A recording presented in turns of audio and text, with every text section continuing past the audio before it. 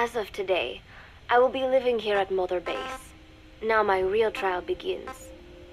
Zadornov was paying my room, board, and tuition, but he has since been captured. I told the man that with no more money from the KGB, I could no longer afford school. He bought my story, and when I said I would be willing to work, he took pity on me and let me stay. For some reason, Miller really pled my case. That was helpful, but the man is still a fool. His men are no better. They think their training makes them strong, but that kind of strength is nothing in the face of true power. And better yet, they wait on me hand and foot, believing I am just a schoolgirl. Looks like I won't be working too hard after all. Just today, while scouting out the living quarters, I saw a group of them in the corner of the deck making a fuss. Going over for a look, I saw they were feeding a kitten. A bunch of grown hard men, and they're the ones acting like schoolgirls. Look, isn't he cute? What is wrong with them? Disgusted, I just nodded and smiled. I must stay in character after all. I indulged their chit-chat for a few moments. Then one of them asked me to give the thing a name. They had just taken it from its mother. I named it Nuke. I improvised some nonsense about how our compassion for living things can help prevent wars. The men gave me a little fish. I held it out in my palm and the kitten happily ate it up. What a pathetic, feeble creature. It sickens me.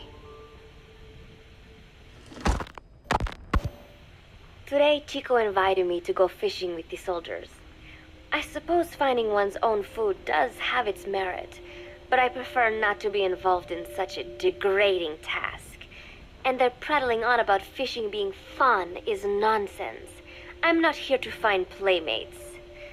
Nevertheless, distasteful as it was, I went along in order to maintain my cover. Chico thrust a fishing pole into my hands, and we went up onto the deck where several soldiers had gathered. They welcomed us warmly. With so few women aboard Mother Base, I'm treated like a princess. No one suspects I am neither a teenager nor a student. It was nice and sunny, with a gentle breeze and waves. As I cast my line and waited for a bite, the soldiers began to ask me all sorts of questions. As always, I answered according to our predefined scenario, feigning a smile. As I sat there feeding them lies, the fish began to bite, and the soldiers began to focus on their prey. Chico had his bait stolen by a fish, and got so angry that he stood up and nearly fell into the sea. Everybody laughed. It almost made me want to join in too. At some point, I got a bite myself. The instant after I felt that first gentle tug, the fish yanked the line with astonishing strength, and I let out a cry of surprise. I thought he was going to be huge. It was my first time fishing, and I was a bit flustered, so the soldier beside me helped by supporting the pole from behind. "Reel it in," they shouted. I nodded, turning the handle as fast as I could. I wondered what kind of fish lived below the surface, and thought back to the deep sea dives I had to do as part of training. Those were difficult days, but I remember finding the multicolored fish gliding through the water incredibly soothing. After a hard fight, I pulled it up. To my surprise, it wasn't even half a vara, rather anticlimactic. But I wasn't doing it for fun, so I wasn't the least bit disappointed. Nook was hovering nearby with an expectant look on his face, so I gave the fish to him. All in all, a thoroughly wasted day. Preparations are coming along nicely. No one suspects me of being the one to let Zadornov out of his cell. Today, Amanda and I taught Cecile how to make gallo pinto. It is a simple home-cooked dish consisting of black frijoles mixed with arroz. It is well known throughout Central America, not just in Costa Rica, so it is no surprise that a Nica like Amanda would be good at making it.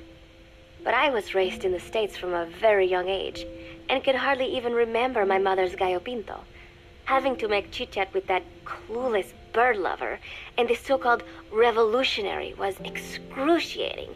And, clueless or not, I will need to be especially careful around Cecile, the one who actually recorded that tape. Thankfully, Miller and his men seemed to believe I mistook the tape I found for one my friend made.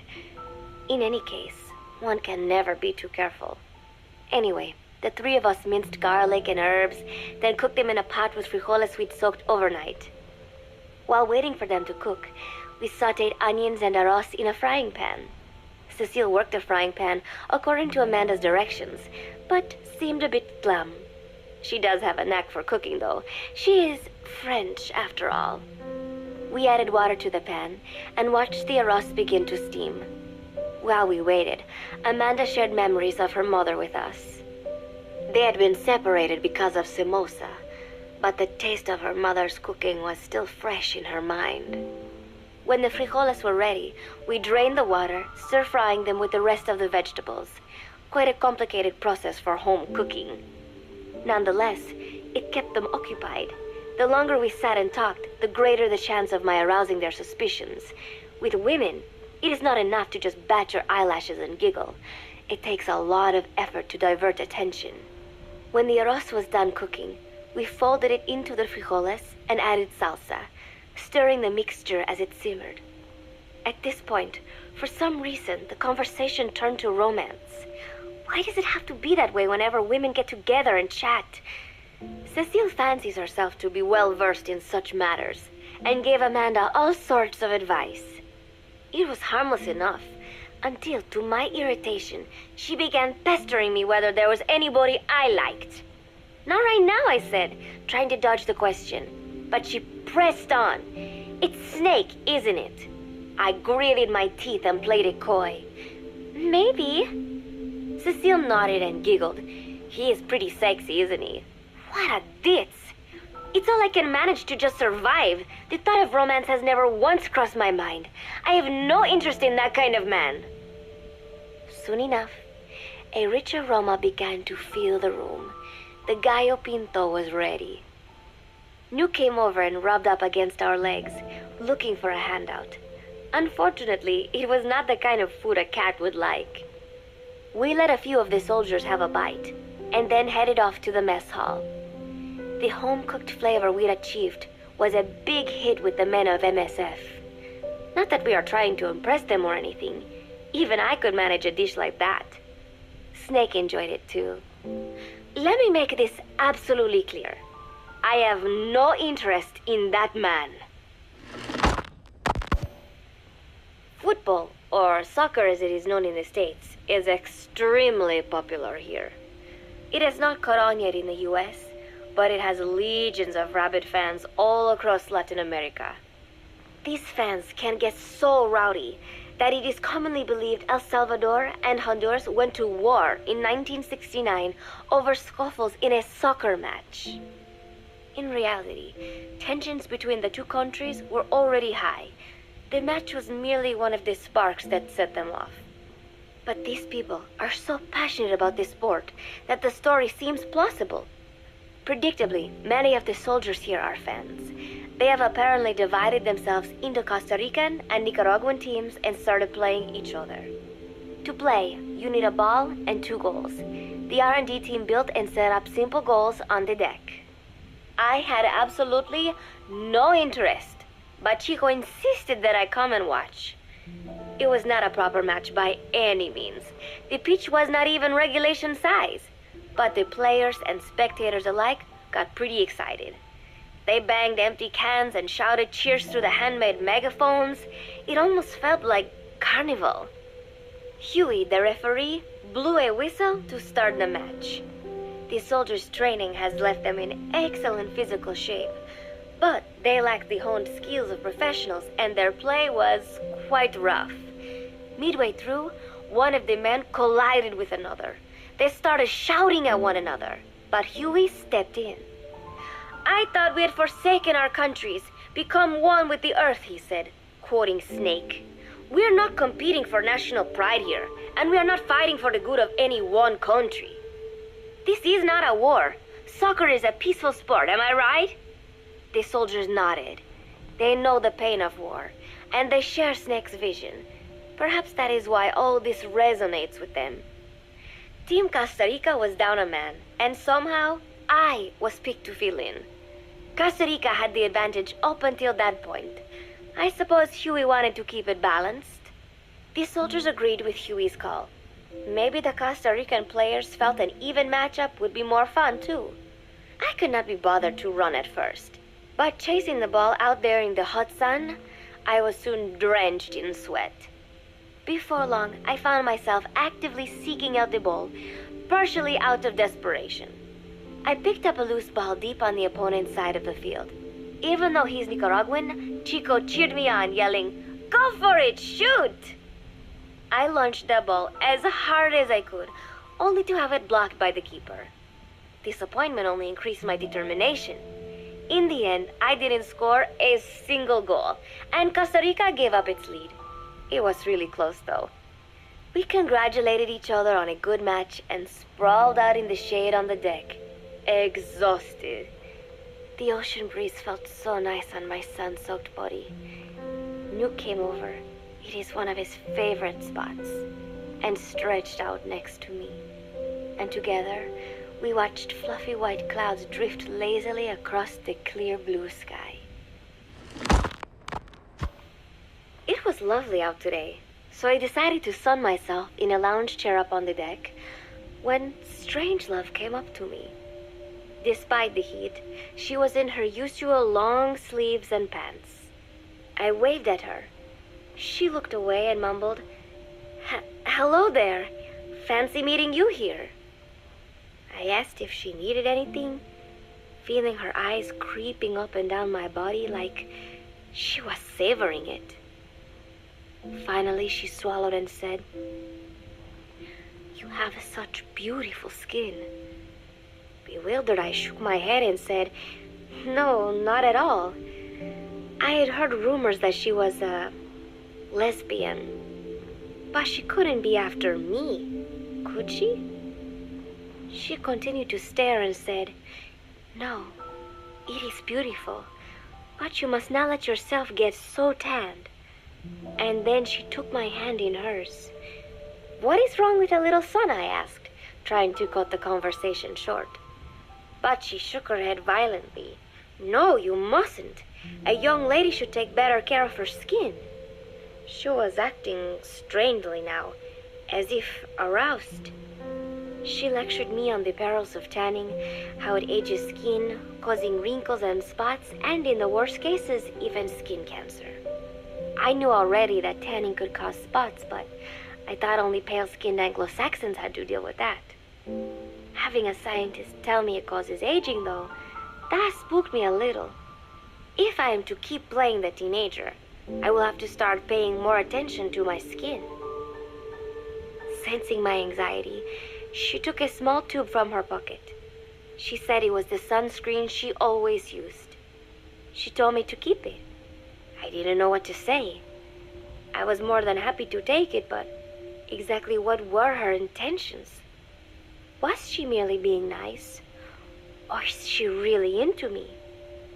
Either way, there was no reason to refuse, I suppose. I have undergone training. An out-of-shape woman does not pose any real threat to me. Having power means not being afraid. It is the same on a global scale. A country with nukes can dictate terms to a country without them. I thanked her and took the tube. Then she offered to put some on for me. She squirted some lotion onto her fingers and began rolling it into my chest.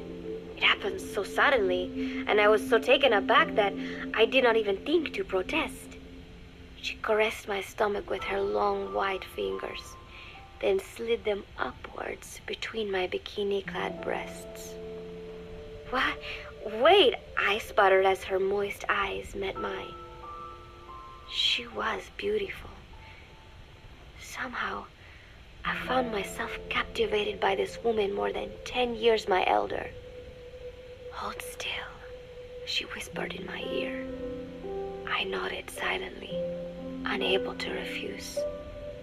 My body went limp, motionless, as if in a trance. Gently, carefully, She rubbed the lotion all over my entire body.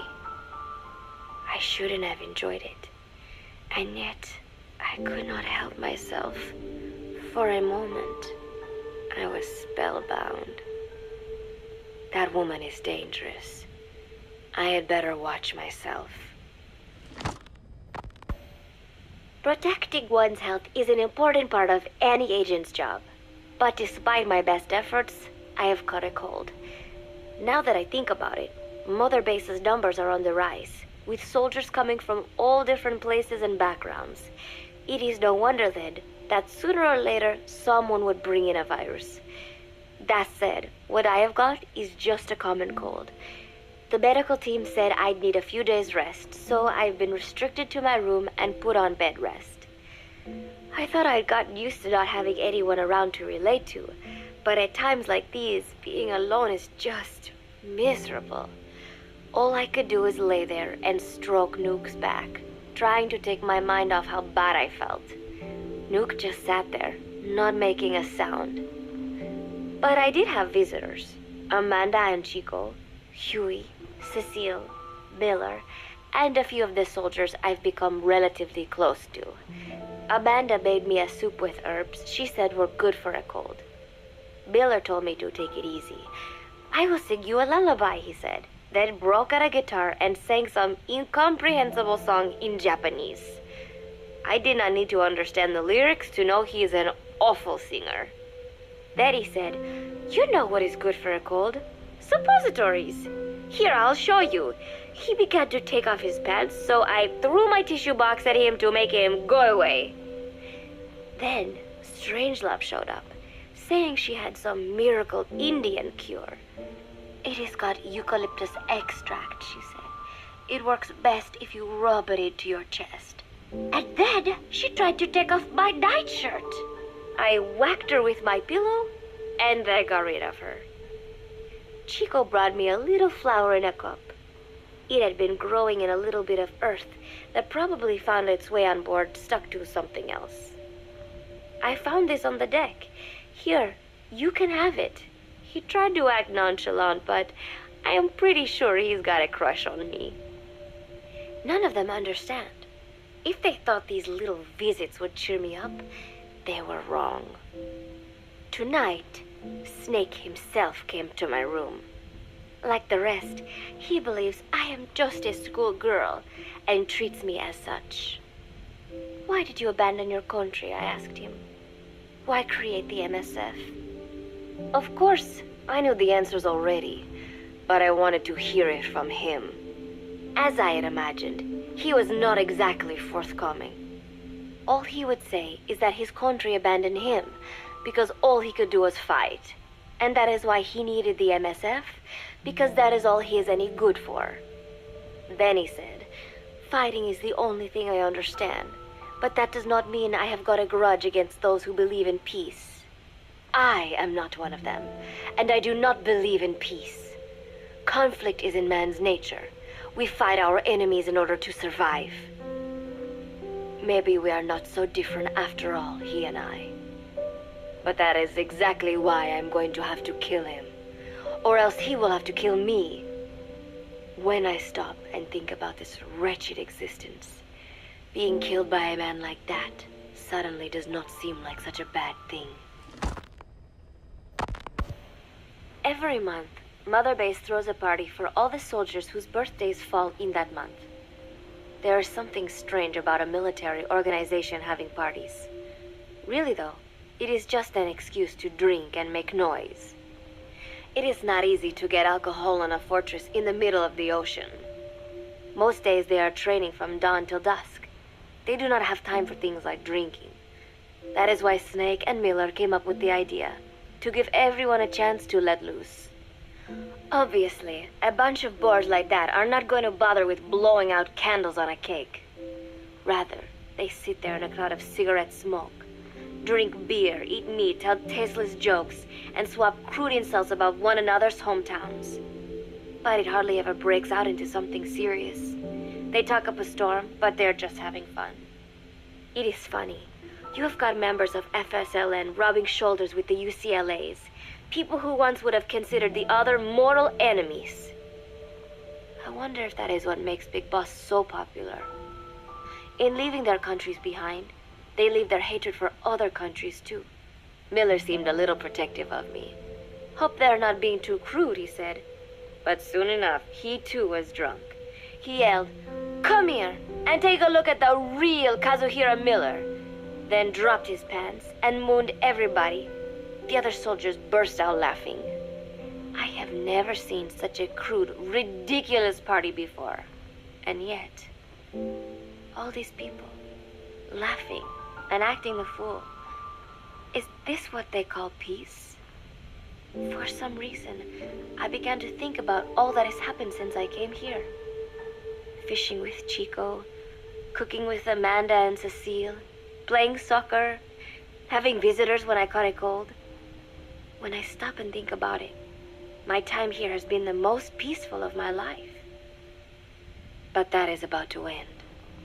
I cannot imagine he will be willing to negotiate. It seems I am to fight the legendary Big Boss. I do not know if I'll be able to beat him. But if I have to choose between death and defying Cypher, I will gladly choose death. The thought of dying does not scare me. But if I disobey my orders, the fear and despair awaiting me will be far worse than anything I can imagine.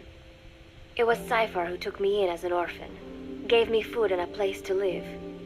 His orders may have been unreasonable, but I will never repay my debt entirely. It seems I have no choice. I must fight this man.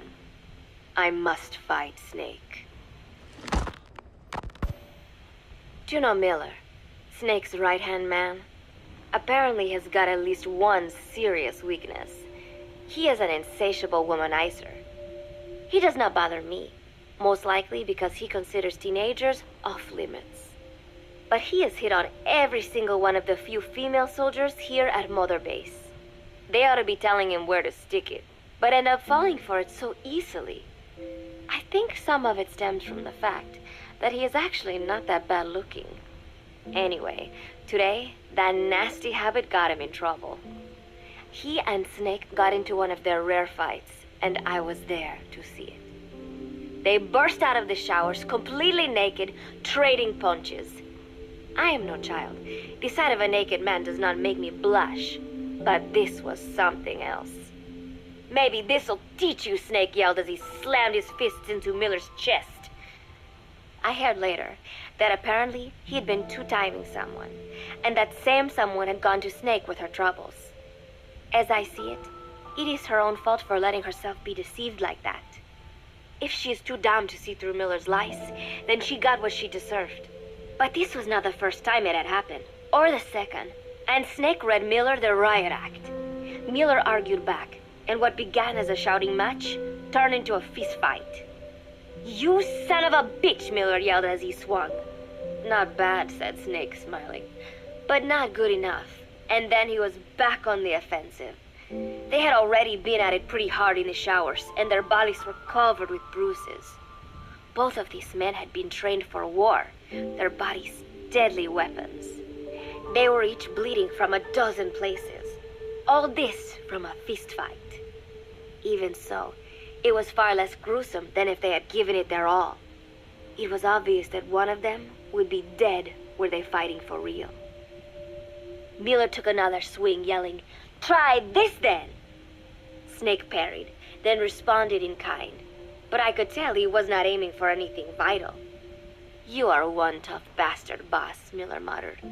A smile crept across his face as he caught his breath. And then they went right on fighting. Blood and sweat flew off their glistening bodies. It was combat without hatred or hostile intent. I had never seen violence like this before. And yet, it was more than just a friendly tussle. They were utilizing every technique they knew. It was not a sporting match. They were not playing by the rules. How could they keep this up? At last, the two men tired themselves out, and the bizarre scene came to an end. They looked at each other's battered bodies, and then burst out laughing, embracing and congratulating each other on a good fight. It all seemed so idiotic. I still cannot fathom such behavior. But somehow, I got the sense that for all his womanizing, Miller really only trusted one person, and that was Snake. There was no way I could ever come between the two of them, and at that thought, I began to feel as if I had lost. All of Mother Base is preparing for a festival. Since Snake and his soldiers spend so much time fighting, they are setting aside one day a year for peace and relaxation. I do not know all the details, but apparently that is what Snake and Miller decided. These soldiers love the idea, of course. There is so little fun to be had here that everybody looks forward to events like these. That is all well and good, but somehow I got roped into getting on stage. Come on, we even both have peace in our names, said Miller. And Zadarnov, that old Ruski's name, has something to do with peace too, right? Hey, as long as we're having a day of peace, we ought to get an act together. The Three-Piece Band. I thought he was joking. He then proceeded to share his idea without bothering to check with me. And now, I am slated to sing. Apparently, he had heard me on the deck one day, and since then he's wanted to form a band. Everybody's looking forward to it, so there is no way for me to back out now. I've never done anything like this, but it does feel kind of nice to know that people are looking forward to it. I mean, it cannot be any worse than Miller's singing, but modifications to Zeke are already finalized, and I must complete my mission. Betray Cypher now, and I will face a fate far worse than death. Still, there's no need to put things in motion just yet. What difference would it make to just wait a little while longer? A whole day of peace. The mission can wait until after that. Can it not? I know I am only delaying the inevitable.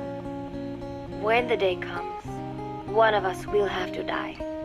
Snake or me. But still, if I could just come up with some way to stall Cypher, at least until our day of peace. When did I start having thoughts like this? My cover is blown. They know nothing of Cypher or my true objective, but they know I am a spy. There is no more time left. I must act now. I must complete my mission. How did it come to this? All I wanted was 3 more days. Just 3. Miller's already finished writing the song. It is called Love Deterrent. It is about a girl who cannot express her true feelings. I have been practicing. I am no pro, but I was pretty sure I would do a decent job. And now this. Cypher found out that Zeke was complete. He must have someone inside Mother Base besides me, spinning his tightly wound web of control, leaving no room for individual will. Typical. When they found out Zeke was complete, I was ordered to execute the operation immediately. If I was going to enjoy just one day of peace, I had to ensure the plan could not move forward. I tried to sabotage Zeke. I thought by damaging the drive system, they would have no choice but to delay their plans. I waited until midnight, and then snuck into the hangar. There would be trouble if it looked like sabotage. I selected one of the drive system's load-bearing parts and carefully worked to warp its shape. The leg's drive system requires a high degree of precision to operate. Even the smallest deviation would have done it. Then, Chico walked in. Maybe it was one of those nights where he could not sleep. In any case, he saw me, panicked, and took off running. It would have been easy to kill him, but I could not. I know he likes me. It is not as if I would ever have an interest in a child like him, but I could not pull the trigger. Not at him, not in the back. Will he tell them? Or is there a chance he will keep it a secret? Protect me? No. He knows now. Knows I am not who he thought I was. He ran without even questioning what I was doing. There is no chance he does not know. And soon, all I have built here will end. And if Cypher has another agent among them, if he finds out I tried to sabotage Zeke, this place will no longer be my heaven. Then it is settled. I make my move now. Chico walked in before my sabotage was complete, so Zeke should still be operational. It might not run at full speed or power, but I do not have time to fix that. Without Zeke, I do not have a chance in hell of winning. I must act fast before Chico sounds the alarm. I knew it would come to this. I just did not think it would be so soon. It is time, Zeke. Metal Gear Zeke. Activate.